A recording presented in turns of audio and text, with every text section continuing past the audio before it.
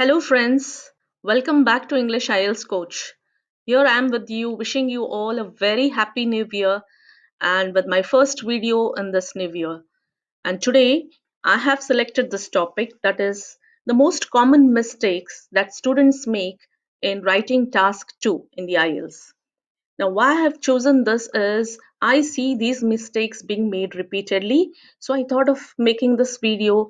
And though these things seem to be very silly and very minor issues, but they make a big difference in your band score. So it's very important for you to listen to this and keep it in mind when you write your mock tests. So the first point that I would like to bring to your notice is do not use etc. when you are writing a list. For example, list of examples should follow the pattern A and B, A, B and C, or A, B, C and D.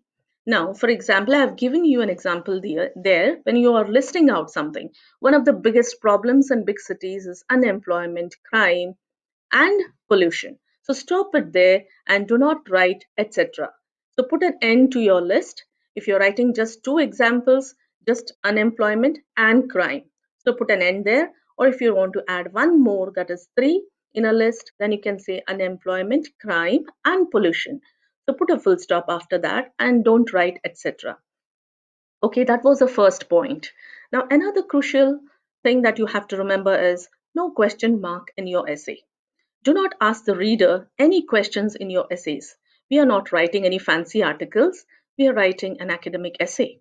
So, for example, how do you think we can solve the problem of overcrowding in cities? No, this is not an appropriate thing that could be done in an IELTS writing task 2 essay. Okay, the next thing, do not use exclamation points in your essay. Don't yell at the reader. For example, in my opinion, it's the best solution to overcrowding in cities. So there's no need for an exclamation mark here. You are stating your opinion. So the best thing that has to be done is put a full stop after this. You're stating an opinion. If you feel that that's the end of the sentence, put a full stop, put a period, and then that's the end.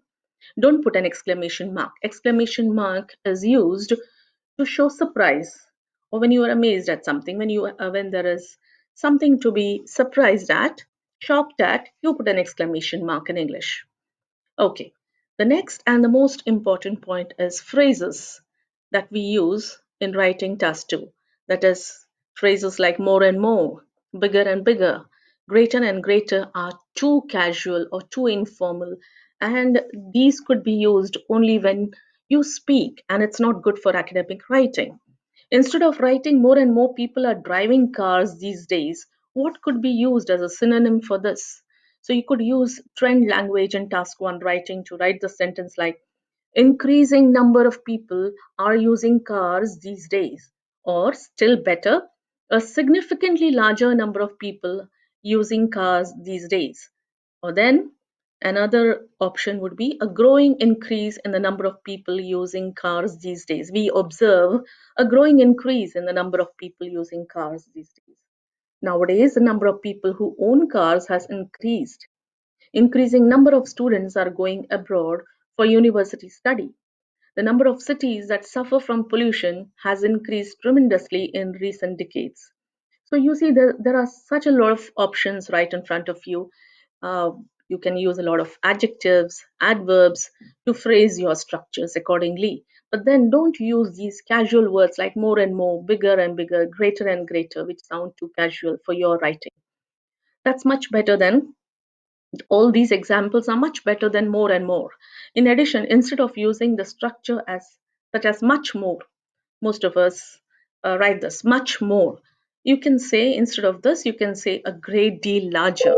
Also, big is too informal for reports and essays. We should use large, sizable, significant instead. So, I hope you remember this when you are writing your mock test. So now this is all for today, and I will be coming to you with another episode on the same concern, that is avoiding mistakes in IELTS writing task 2. Till then, have a great time. Bye bye. See you soon.